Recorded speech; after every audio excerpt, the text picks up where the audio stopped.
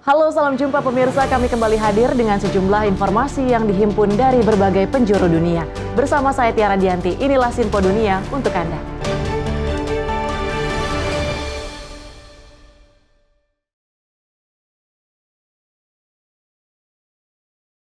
Pemirsa, sejak 2015, LSM Advokasi HAM dan Demokrasi Setara Institut menerbitkan indeks kota toleran dan satu kota yang sering masuk daftar teratas adalah kota Singkawang di Kalimantan Barat.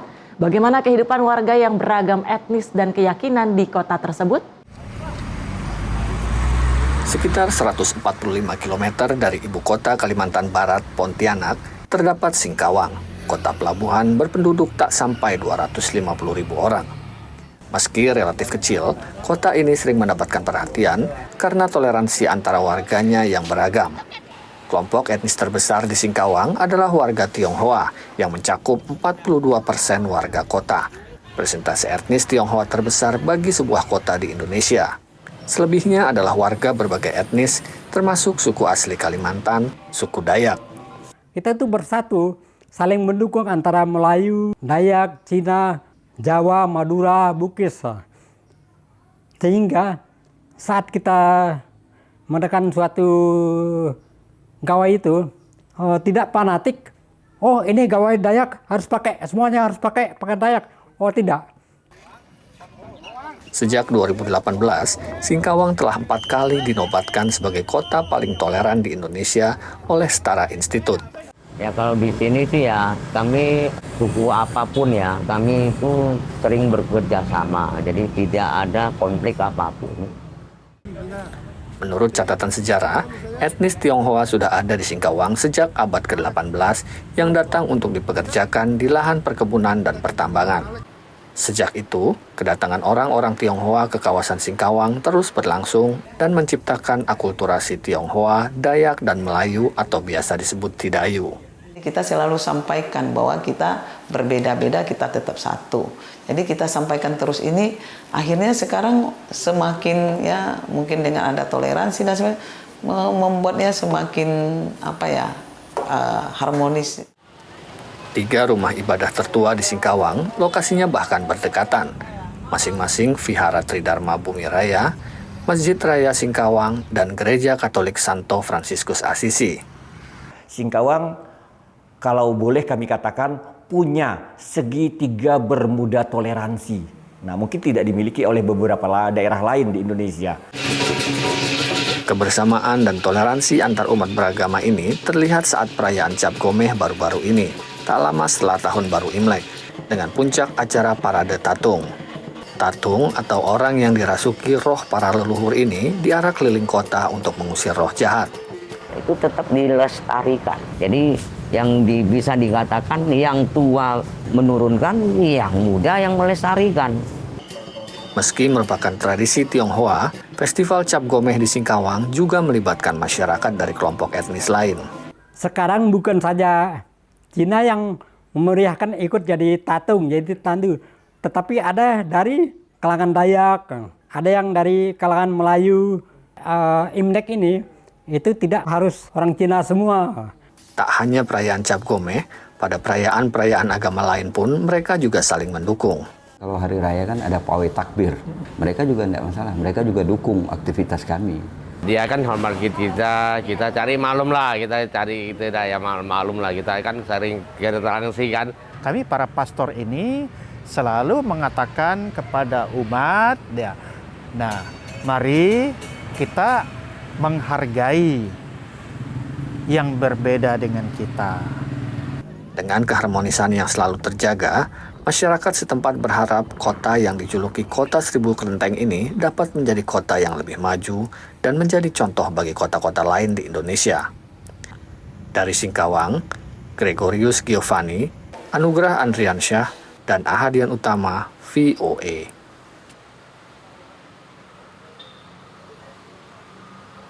Selama bulan suci Ramadan, acara buka puasa banyak dilakukan di sejumlah instansi pemerintahan di Amerika. Tak ketinggalan di Gedung Kongres Amerika Serikat. Gedung yang jadi simbol perwakilan rakyat Amerika Serikat ini juga jadi tempat diskusi antar agama di ibu kota Amerika Serikat.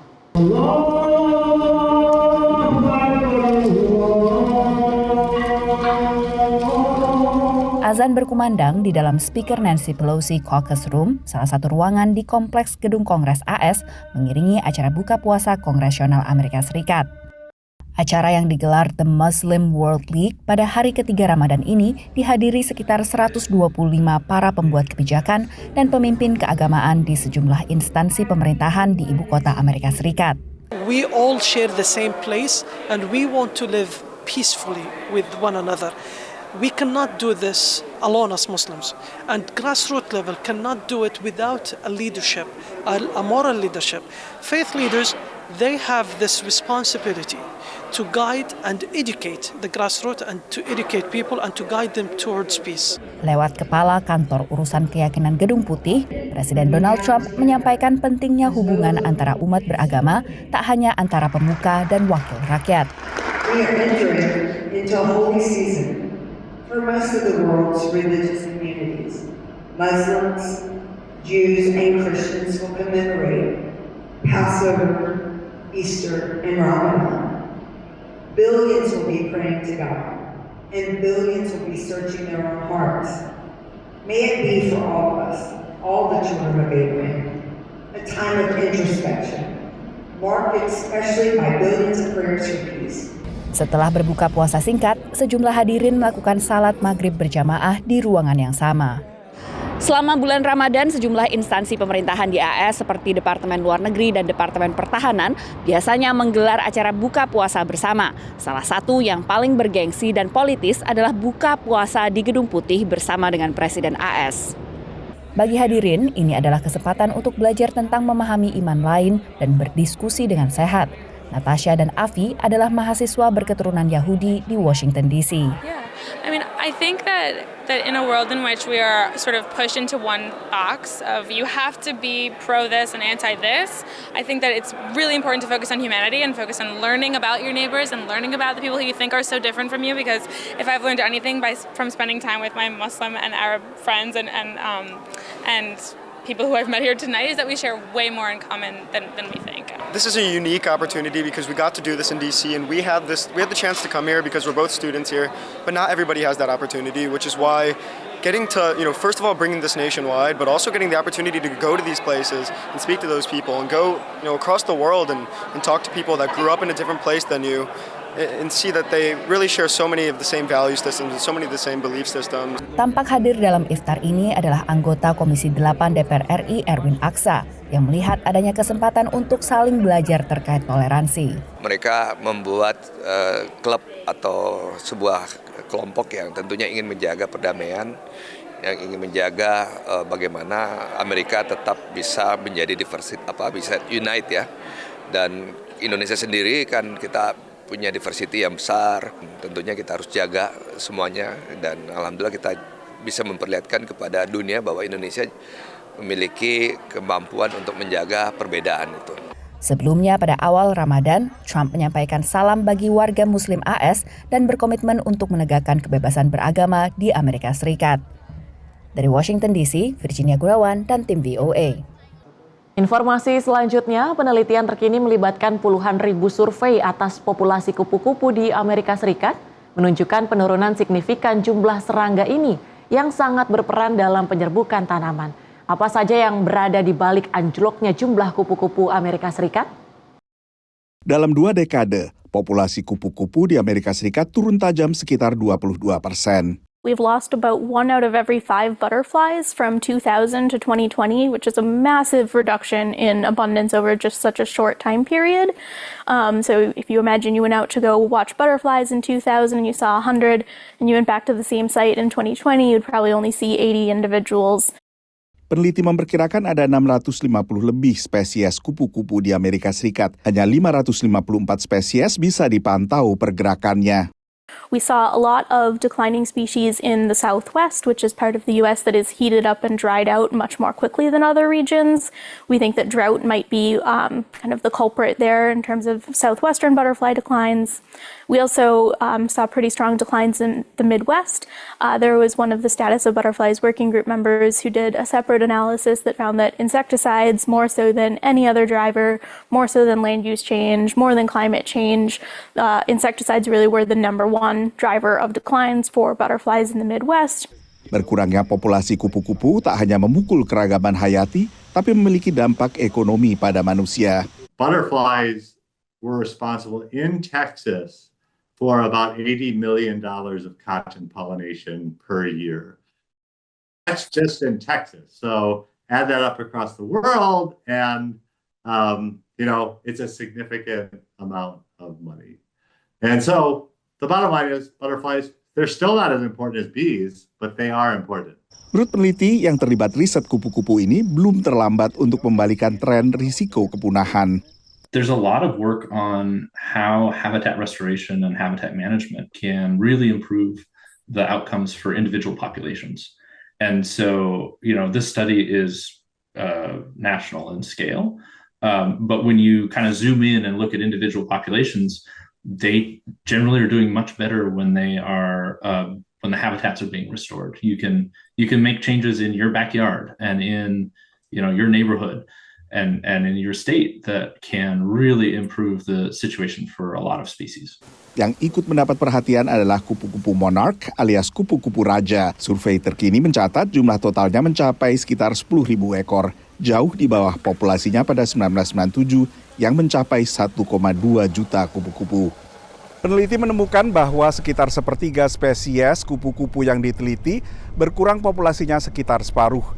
Lalu 22 spesies bahkan berkurang sekitar 90%. 3% dari seluruh kupu-kupu justru bertambah populasinya, jumlah yang relatif sedikit dibandingkan seluruh kupu-kupu yang ditelaah populasinya selama 2 dekade. Dari Washington DC, saya Nova Purwadi dan tim VOA. Perang tarif antara Amerika Serikat dan sejumlah mitra dagangnya tak hanya menekan bursa saham di Wall Street, tapi juga menekan pemilik usaha mikro, kecil, dan menengah. Yang dikhawatirkan bukan hanya besarnya tarif, melainkan juga ketidakpastian karena bisa berubah dalam hitungan hari. Dalam berbagai kesempatan, Presiden Donald Trump menekankan pentingnya tarif secara jangka panjang bagi Amerika Serikat, termasuk saat merespons pertanyaan wartawan di atas pesawat kepresidenan Air Force One. Oh, I think the tariffs are going to be the greatest thing we've ever done as a country. It's going to make our country rich again. We have many companies, as you know, auto companies are opening up plants now. We've had 4 or 5 announced already, but many more are coming.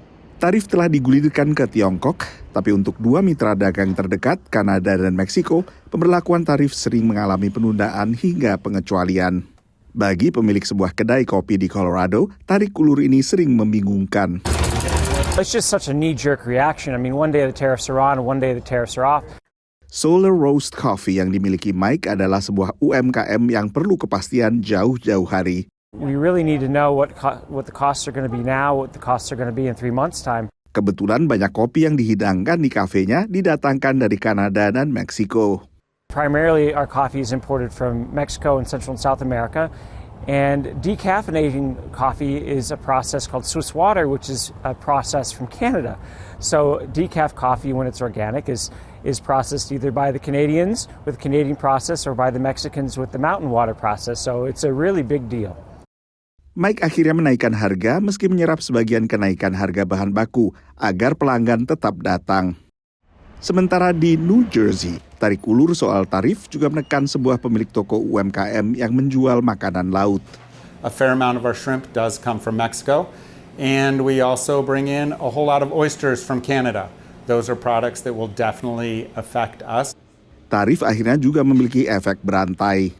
Because of the way seafood is interconnected and supply demand, we are seeing products that aren't even from Canada, we're seeing prices raise. So domestic oysters from New England, those prices are already raising well over 10% as well.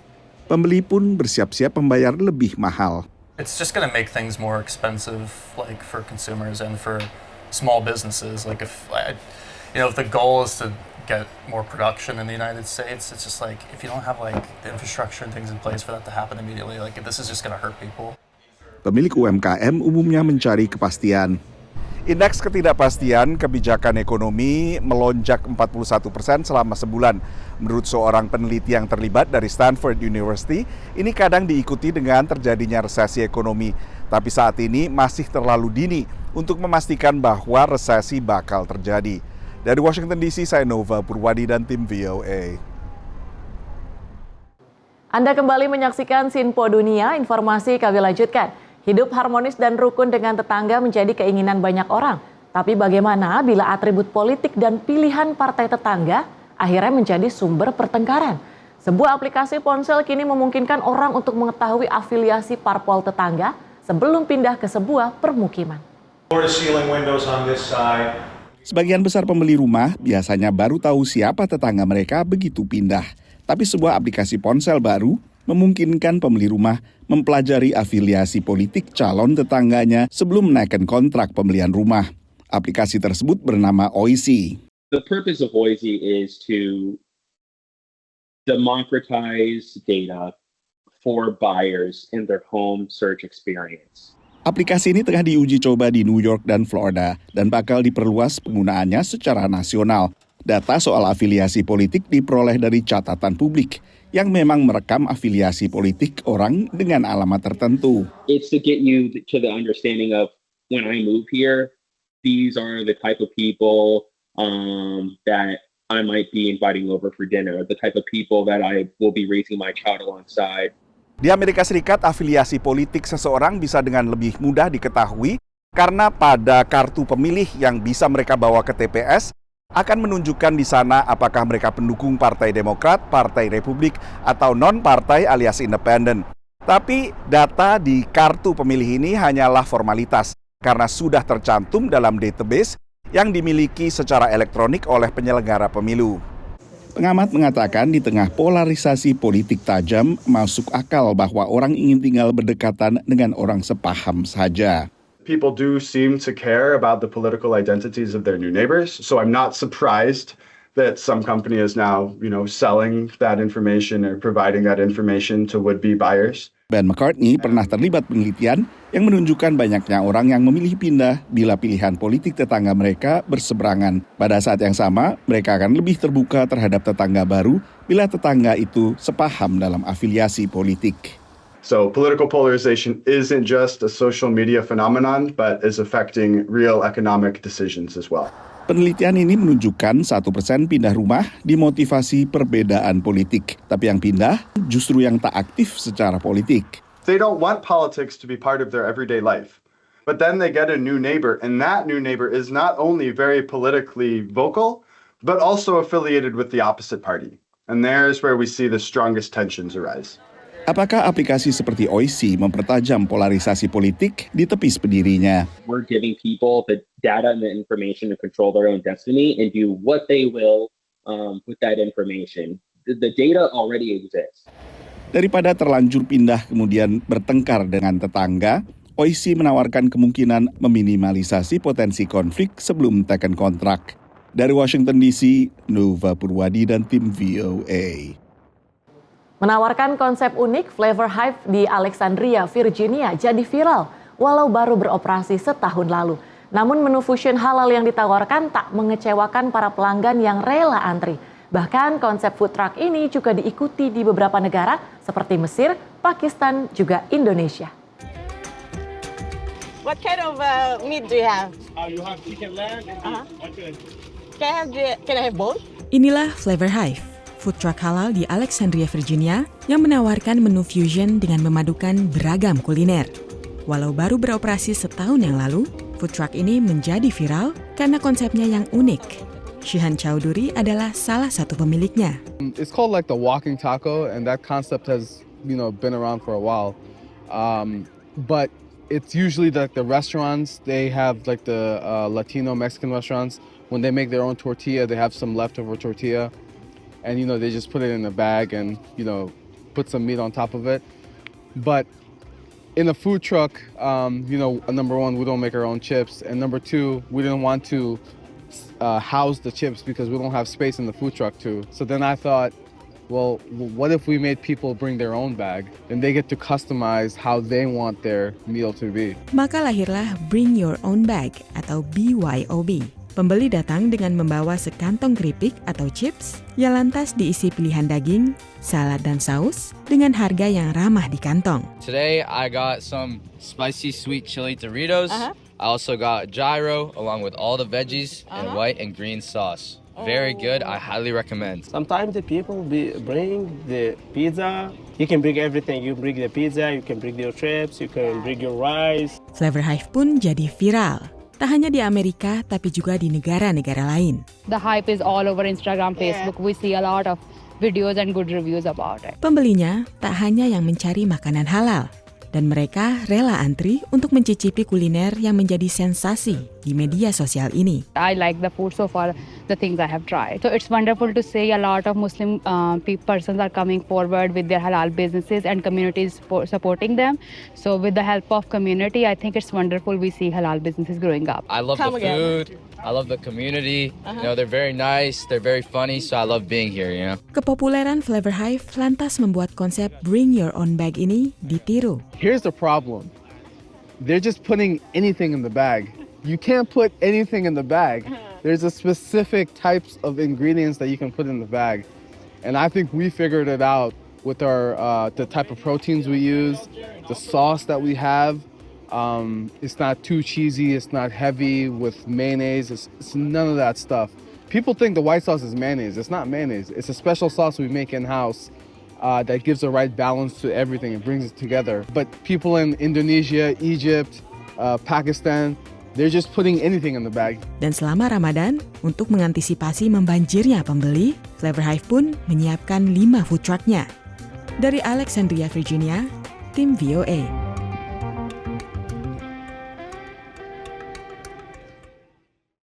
Pemirsa, seiring dengan berkembangnya umat muslim di Amerika, toko atau supermarket yang menyediakan produk-produk halal juga semakin banyak. Awal tahun ini, di Falls Church, Virginia, hadir Ummah Market yang dimiliki oleh imigran asal Afghanistan. Yang membedakan dengan supermarket halal lainnya, desain dan penataan produk di Ummah Market nampak modern, dan selain itu juga menyediakan makanan jadi yang siap disantap. Dibuka awal Januari tahun ini, Ummah Market punya moto makanan lebih baik, hidup lebih baik. Supermarket berlabel halal ini didirikan oleh 3 bersaudara dari Afghanistan yang hijrah ke Amerika. So our main customers are the Muslim community as Ummah, but since we have vegetables and fruits and beans and meat and cooked food, bakery, and we have a big kitchen where we cook fresh food. So that's why we are catering to everybody, bringing fresh food to the market so people have access to the fresh food. Banyak warga muslim berbelanja ke sini untuk membeli produk untuk keperluan buka puasa. But I did buy something, I'm buying stuff for myself, but there's a few students that they are in Massachusetts. I send them, the first thing is dates and honey and cookies that they can have for iftar and all of that. I already shipped it to them, and I'm buying more cookies for them to send frequently for them, and I'm buying stuff for Ramadan and iftar. Sementara Laufna yang asal Maroko membeli daging halal. This is for Ramadan. Oh yeah. Yeah, because in Ramadan we make a lot of food.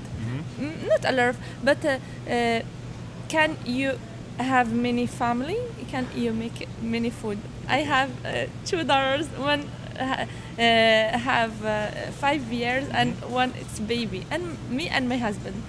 Ummah Market menjual beraneka produk halal dari berbagai negara, terutama Afghanistan, Turki, negara-negara Timur Tengah, dan juga dari Indonesia. You get $9.99 oil, Indomie. That's from Indonesia. So if you see that one's $19.99, it's very hard to get that price. Dan bagi yang tidak sempat memasak untuk berbuka, di sini juga tersedia makanan dimasak yang siap santap. As I said, we make everything fresh here every day. So food, and then if you see there, we have doner kebab, which is a lot of people call it shawarma, but in Turkish we have doner kebab, so we can make different types. This is mixed type of foods like Afghani and Turkish.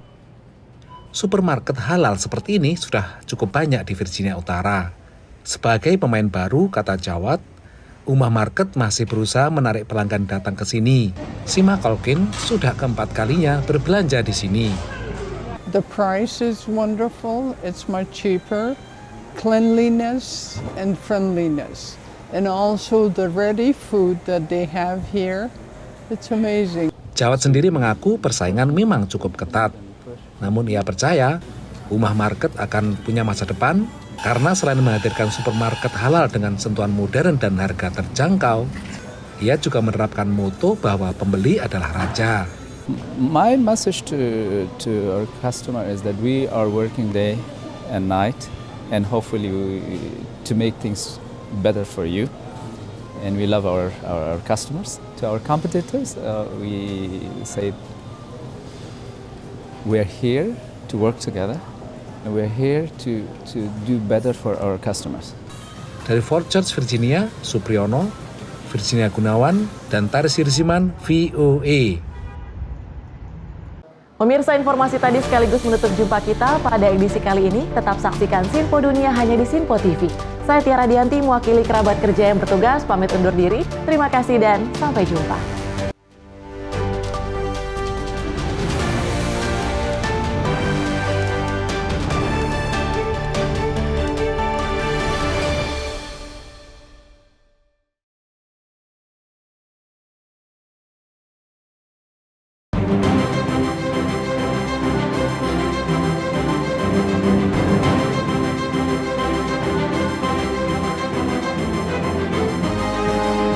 Sinpo TV, News, Sport, Entertainment.